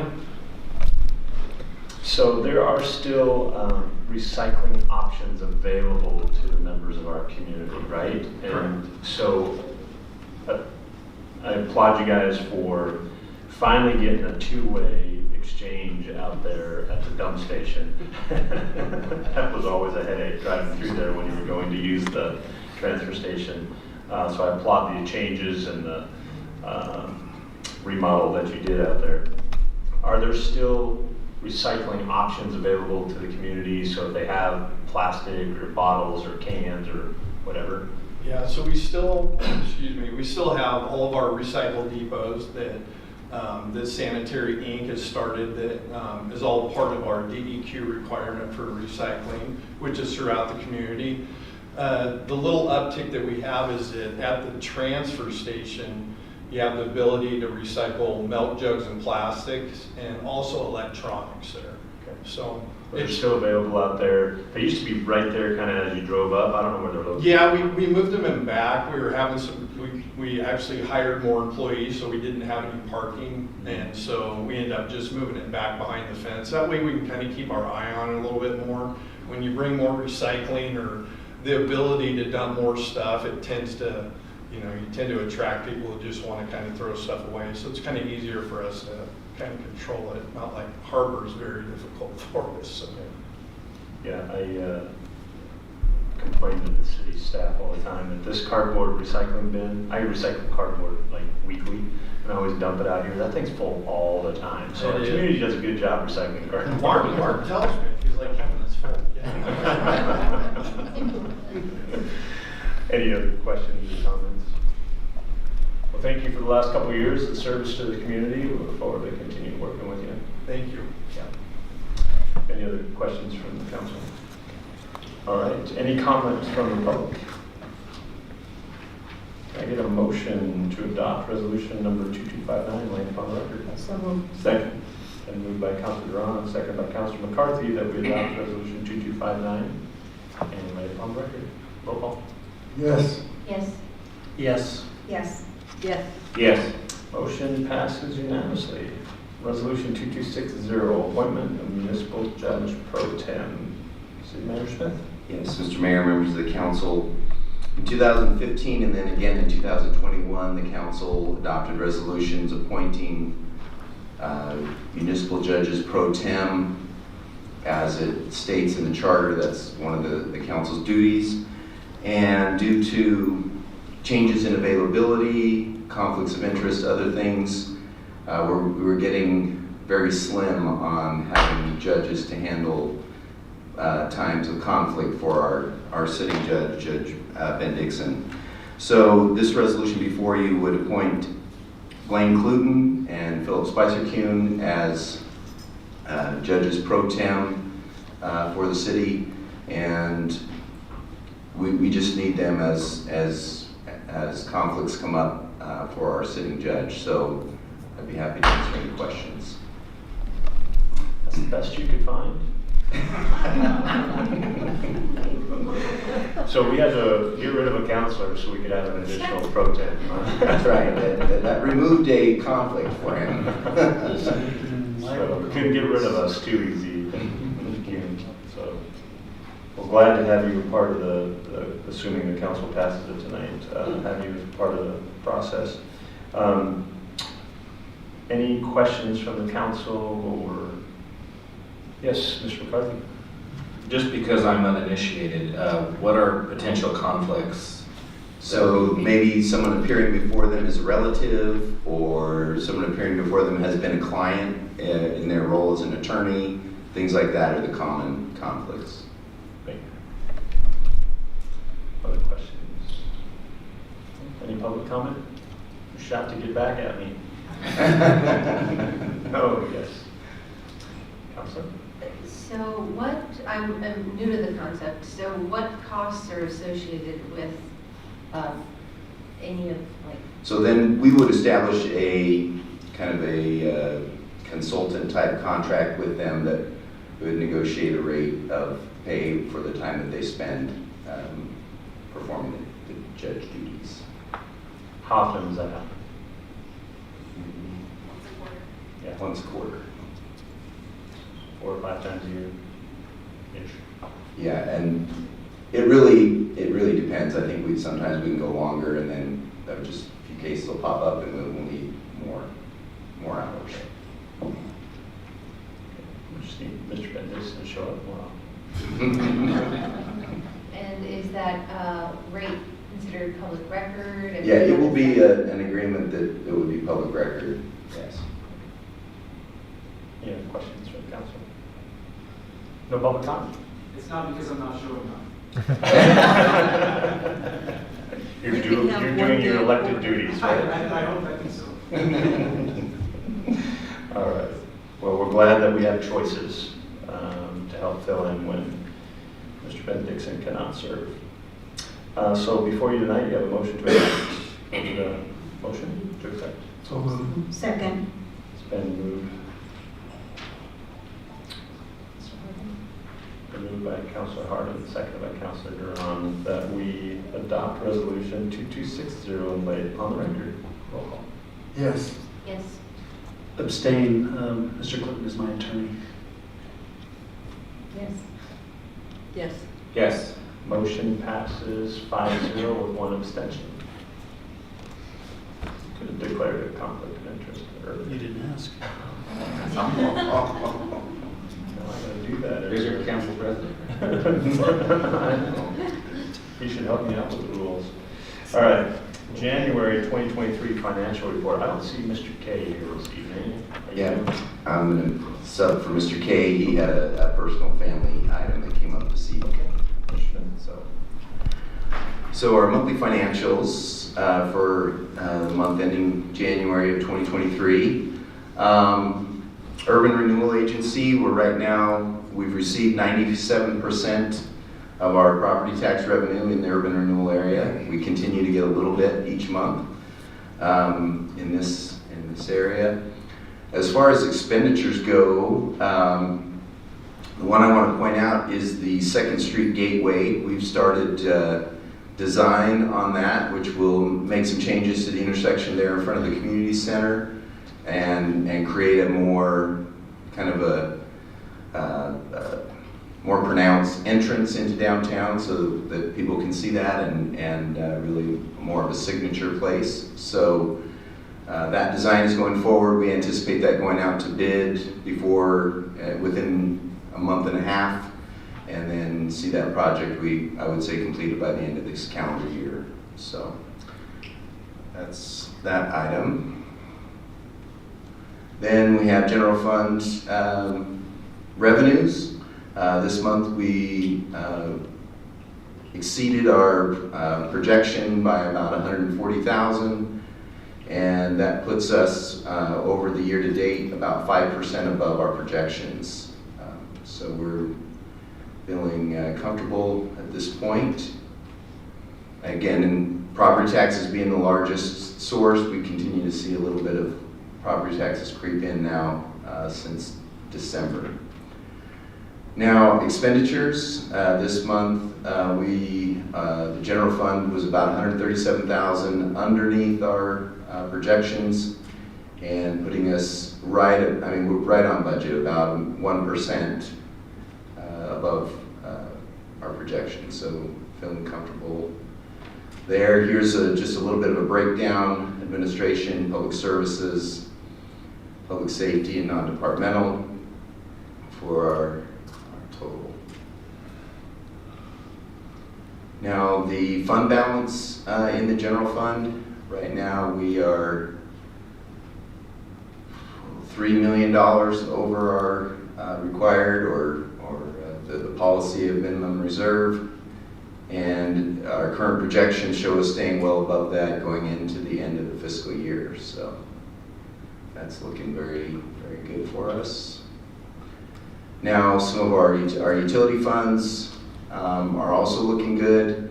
Our street fund revenues have been a little slower to come in than our model says, which our model isn't very sophisticated, but still with expenses coming in a little bit lower, we're doing fine in that fund, as well as in the utility fund and in the HES fund. The regional water fund, as you can see, as we try to compare back to past years, which is our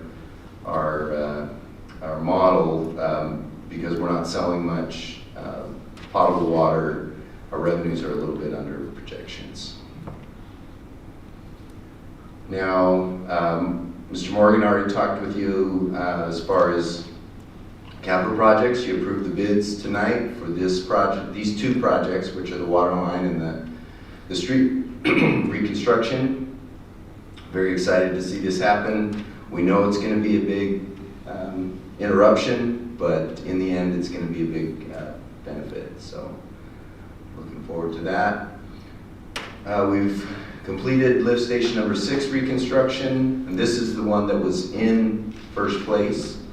The traffic challenges we were having out on 395 is finishing up the lift station number 3 decommissioning, and anticipating that being completed by the end of March. So we know that is also generating some buzz in the community. And then the other project here we're highlighting, Regional Water System Phase 1. That project we anticipate starting late February, I would say maybe early March, since we're almost the last day. Anticipating to be done by the fall of this year. So with that, I'd be happy to entertain questions. I think the fund balance was like $5 million. That's true, you're right. About that. So it's 2 to 7 right now. yeah, so good numbers. Any questions from the council? No? Positive numbers, they look good. Okay. So we need any public comment on the financial report? Okay, can I get a motion to accept the January financial report as presented? So moved. Second. Moved by Councilor Permer, second by Councilor Drawn, that we accept the January financial report as presented. Roll call. Yes. Yes. Yes. Yes. Yes. Yes. Motion passes unanimously. Accept the Hermiston Industrial Land Site Development Assessment Report. Did you have anything else to say, Commissioner? No, we're just, as Mr. Morgan stated, just looking to accept this report so we can utilize it going forward as we move through the process. Anything else, Mr. Morgan, Mr. Spencer? No? Okay. Council, any questions? Good report tonight, obviously. Any other questions there? Any public comment about the Hermiston Industrial Land Site Development Assessment Report? Okay, seeing none, can I get a motion to accept? So moved. Second. Been moved by Councilor Duran, second by Councilor Harden, that we accept the Hermiston Industrial Land Site Development Assessment Report as presented. Roll call. Yes. Yes. Yes. Yes. Yes. Yes. Motion passes unanimously. Committee reports. Any committee reports this evening?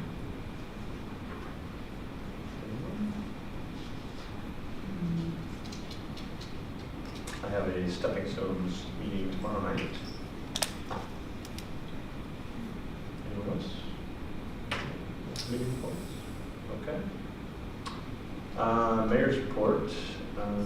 Just wanted to congratulate all our student athletes at the high school. They're having success at the end of the year. Some state champions there, so it was fun to see as well. Both on the women's side and the men's side. Congratulations to the play. I understand that went really well at the high school as well. And I think it's over now, right? Yeah. So congratulations to those as well. We have one of the stars here. No, I'm not here. I'm not here. I'm not president. What was your role? Over there. She'll give an autographs after. She may be trying to remain unnoticed, but she did a fantastic job on stage. Good job. Remind everybody about the Distinguished Citizens Awards banquet on Wednesday night. So if you haven't let them know, I think we still have room, maybe. Yes. Okay. So Wednesday evening, it's our opportunity to recognize those individuals in the community that are doing exceptional work as volunteers and participants of your community. So if you have the opportunity to go and say thank you and applaud them, that would be nice to see you there. I will be there. And the Sports Boosters, I think, have their event on Saturday evening. So that's always a well-attended event, a good fundraiser for the high school. Counselors, do you have anything you would like to report? Yes, Mr. Rowe? I just want to commend the police department and all of the agencies that Unfortunately, we had to respond to a false alarm, but fortunately enough that, there are coordinated efforts, so I didn't get to see you guys in action, but I believe that a lot of the students here and the staff member, as well as the rest of the high school staff, I was on the informing end, gathering the information to help translate the messages that were getting sent out, but after the fact, I heard and I saw all of the different agencies that were involved. So as a parent, I think seeing how all of those agencies came together to provide the support and keep our students safe made me feel very proud, very safe, knowing that the kids, I have a high school student as well, that was attending, and I know that for other parents, it was terrifying moments because a lot of rumors were going out, and trying to get ahead of that and being on top of the messaging. But thank you for what your staff does, as well as, the Life Flight, the Sheriff's Office, the other police departments that came to the rescue, as well as the hospital also that was on standby. And so a lot of entities came together, and it is really nice to see how quickly things can move, in a time of need. So thank you for the service that you provide to our community. And then we had a resource fair for our Spanish-speaking families at the high school on Friday night, and it was really nice to be able to work with Officer Cobian. Was really impressed to see, because my request came not as a city councilor, but as a district employee, and so it was really nice to have the police department interacting with our community in a different, capacity, providing information and bridging the gap that sometimes exists between sometimes, what some community members may perceive the police department to be, because of, what happens in other cities. So I was really impressed with that, and I appreciate the support that you also give to the schools through the work of the school resource officers as well. There's never a good time to have a practice, but it was fortunate to see the outpouring of work and effort and coordination that did happen. I would agree with Mr. On that it was exceptional, and so I agree. You guys did an excellent job. Any status update, because I understand that this was happened across the state at multiple locations. Any status update on the individual, and have they been apprehended or caught? Nothing? No. No data, nothing to... No, we've reported to the Oregon Titan Fusion Center since there was so many that took place that same day. So nothing to report yet. Okay, thank you. Anything else, councilors? Yes, Mr. McCarthy. I'll just borrow on a little bit what you said about the Distinguished Citizens Award banquet. I did speak with the chamber today. There are still tickets left. They will be sold at the door pretty last minute. So that, and then also I got to participate in a ride-along this Friday. I was riding along with Officer Shawnee, and then later Officer Jared Zemwalt from like 1:30 to almost 9 o'clock. And they do a phenomenal job. I think I got to experience just about everything I could without it being dangerous. And I got to learn a lot, and they do a phenomenal job learning. I learned a lot about the different neighborhoods of Hermiston that I otherwise wouldn't really know to look for or know about. And I'm supposed to come back in August when it's even hotter in the car. Your staff does a phenomenal job, and I encourage anyone who hasn't participated in a ride-along to reach out to the police department and get a little bit of education. Also, just because I'm interested, I'm reaching out to the state police, because I'm gonna try and do a ride along with one of their officers as well. Very good. Any other council comments? I know the county would also allow it, just saying. You know anyone? I do, I know somebody. All right. Julissa, I know you're hiding back there. Any youth advisor comments this evening? Give me a second.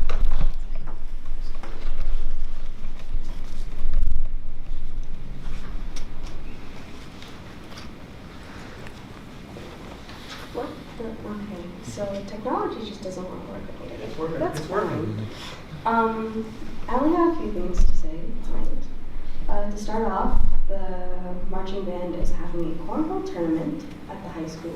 At the high school this weekend.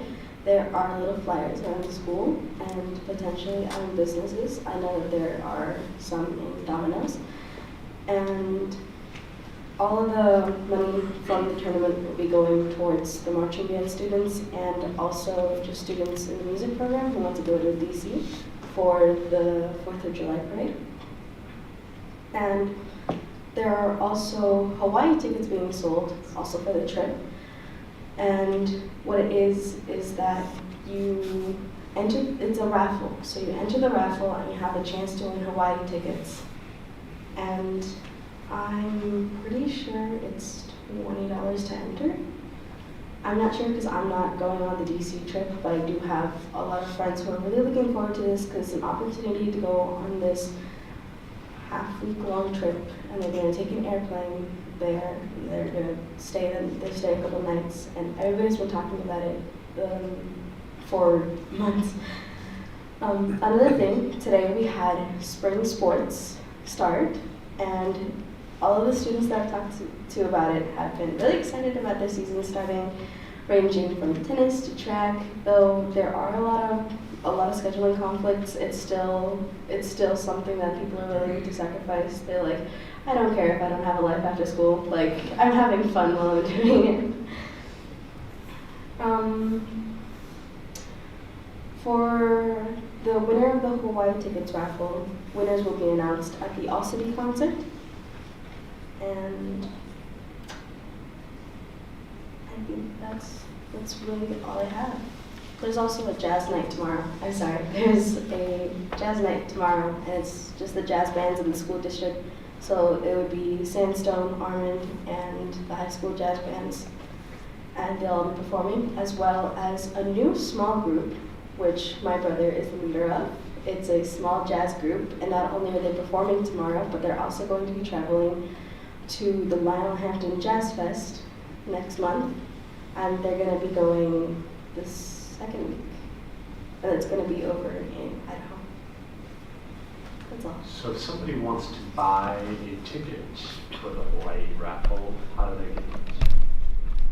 So if you want to purchase tickets, you could reach out to Sean McClanahan at the school, and he'd be able to provide tickets. There are also a lot of students who are selling tickets. So it would be whoever's in the marching band, as well as some students of the wind ensemble or the percussion classes. And you would write a check to the Hermiston Band Boosters, or you would pay in cash.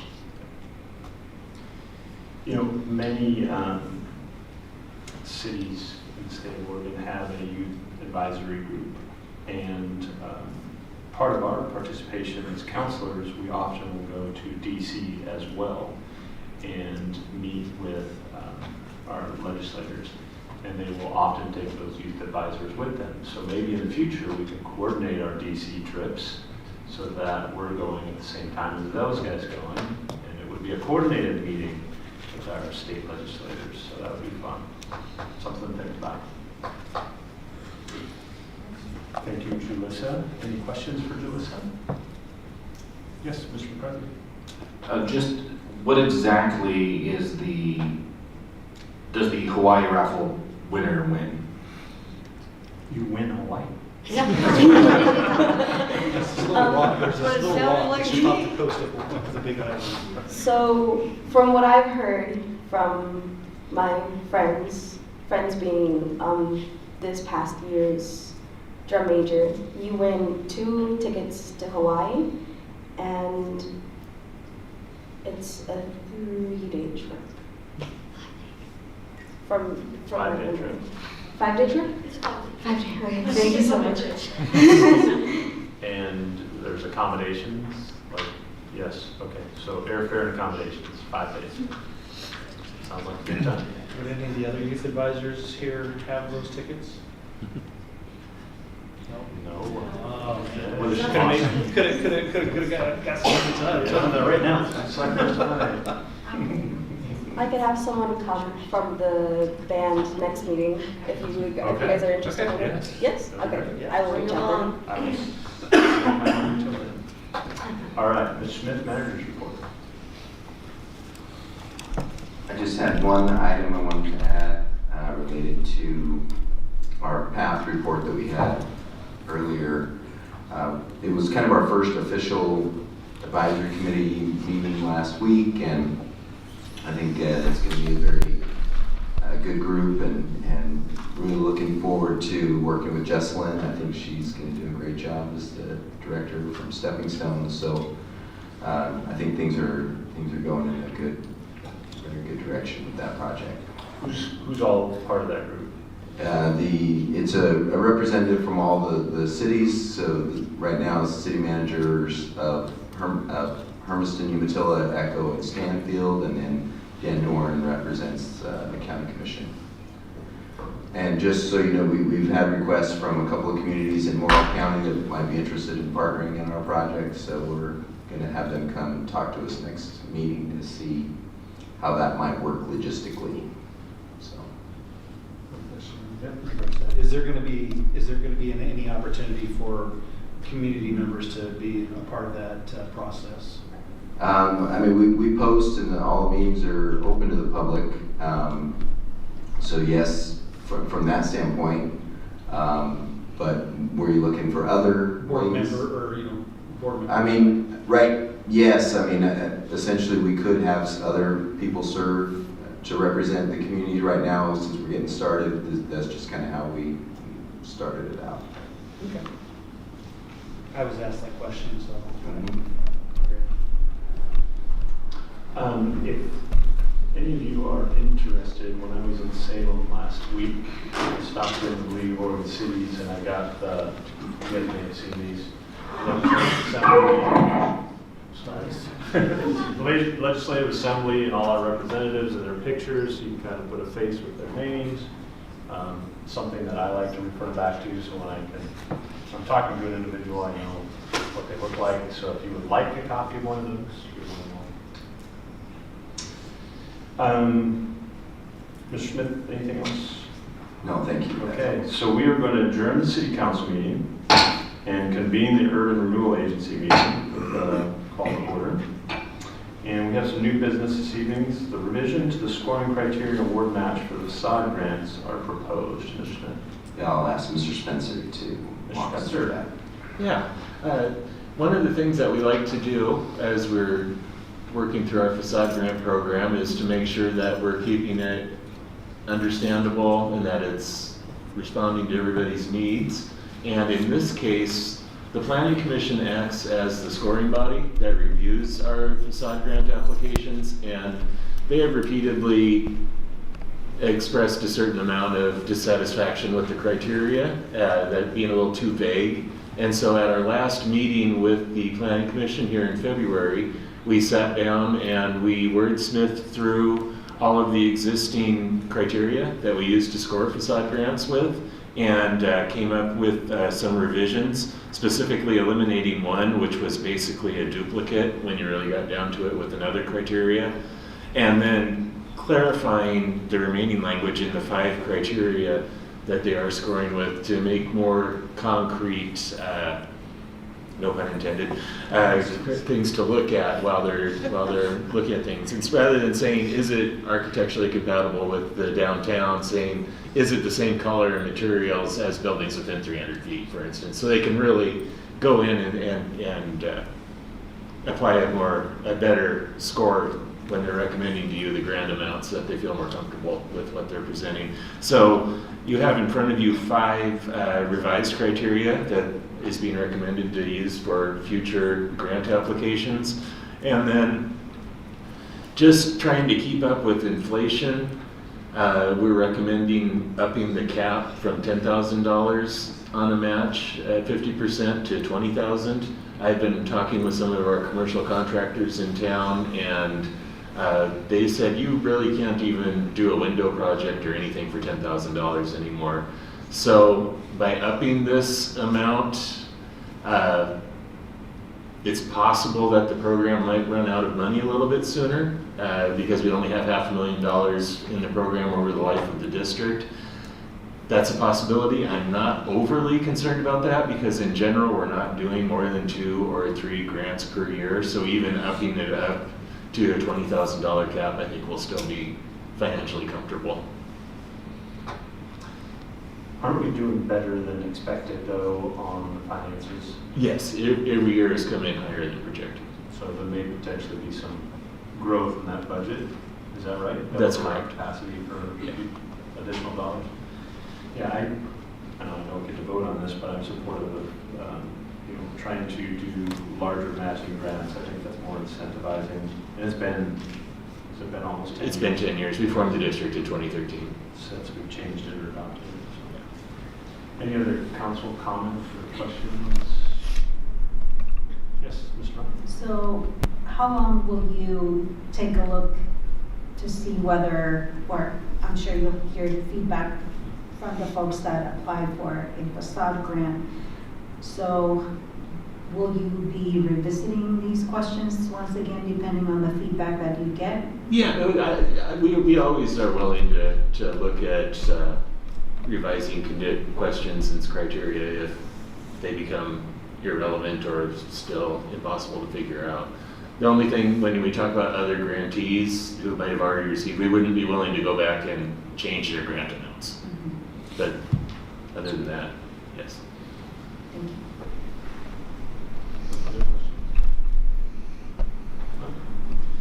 you. Any public comment? Sue? Okay, can I get, there's 2 motions. A motion to adopt facade grant criteria revision. So Second. Been moved by Councilor Turner, second by Councilor Duran, that we adopt the facade grant criteria revisions. Roll call. yes. Yes. Yes. Yes. Yes. Yes. Motion passes unanimously. And then another motion is needed to increase the facade grant award, matching the cap of up to $20,000. So moved. Second. And moved by Councilor McCarthy, second by Councilor Harden, that we increase the facade grant award, matching the cap to $20,000. Roll call. Yes. Yes. Yes. Yes. Yes. Yes. Motion passes unanimously. Anything else, Mr. Spencer? That's all tonight. Mr. Smith? That's it, thank you. Okay, we are adjourned.